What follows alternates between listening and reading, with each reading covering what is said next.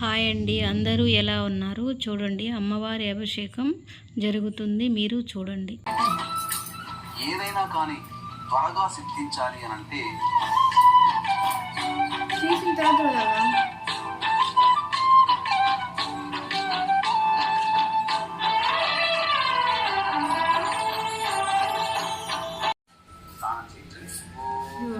తీసుకో.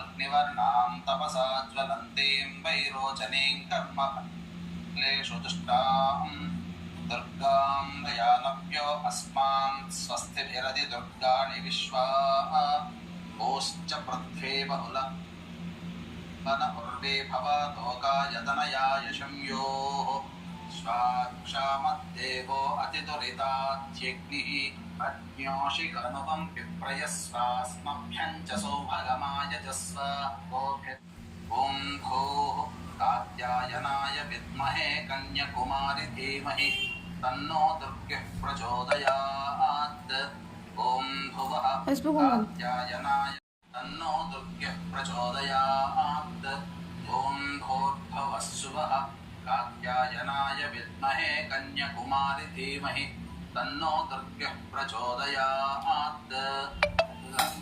అమ్మవారికి షోడశోపచార విధానంలో భాగంగా అభిషేకం జరుపుకున్నాం. తర్వాత వస్త్రము, యజ్ఞోపవీతం, గంధము, పసుపు, కుంకుమ, ఆభరణాలు ఇలా మంత్రయుక్తంగా మనం చేసుకోవాలి. సాధారణంగా సులభంగా చేసుకుందాం. సహజం పురస్తాద్ ఆయుష్యమగ్రియం ప్రతిమంచ శుభ్రం యజ్ఞోపవీతం బలమస్తు తేజః. లక్ష్మీ మహాసరస్వతీ స్వరూపిణీం శ్రీ దుర్గాంబికా పరదేవతాయై నమః. దివ్య శ్రీగంధం సమర్పయామి. పసుపుని కొద్దిగా చేతిలో తీసుకోండి. అహిరివ భోగైః పర్యేతి బాహుం జ్యాయహేతిం పరిబాధమానః. హస్తబ్దో విశ్వాణి మహ్య ఉదయే వరుణాసిం స్వస్తయే. శ్రీ మహాకాళీ మహాలక్ష్మీ మహాసరస్వతీ స్వరూపిణీం శ్రీ దుర్గాంబికా పరదేవతాయై నమః. ఓం దుర్గాయై నమః. పాదౌ పూజయామి. ఓం చైత్ర్యై నమః. కుల్భౌ పూజయామి. ఓం మంగళాయై నమః. జానుని పూజయామి. సర్వఋషిపత్నీభిరర్చితాయై నమః. కటిం పూజయామి. ఓం జన్మహీనాయై నమః. జఘనం పూజయామి. ఓం గంభీరనాభయే నమః. నాభిం పూజయామి. ఓం హరియుద్ధోత్సవకర్యై నమః. ఓం దేవతాతనవే నమః. ఓం దుర్గయుద్ధా సవరతాయై నమః. ఓం దయాసింధవే నమః. ఓం దుర్గయుద్ధ విమర్ధిన్యై నమః. ఓం దయాంబుధయే నమః. ఓం దుర్గయుద్ధాట్టహాసిన్యై నమః. ఓం దయాసాగర్యై నమః. ఓం దుర్గయుద్ధ హాస్యరతాయై నమః. ఓం దయాయై నమః. ఓం దుఃఖహీనాయై నమః. ఓం దయాళవే నమః. ఓం దీనబంధవే నమః. ఓం దయాద్రహృదయాయై నమః.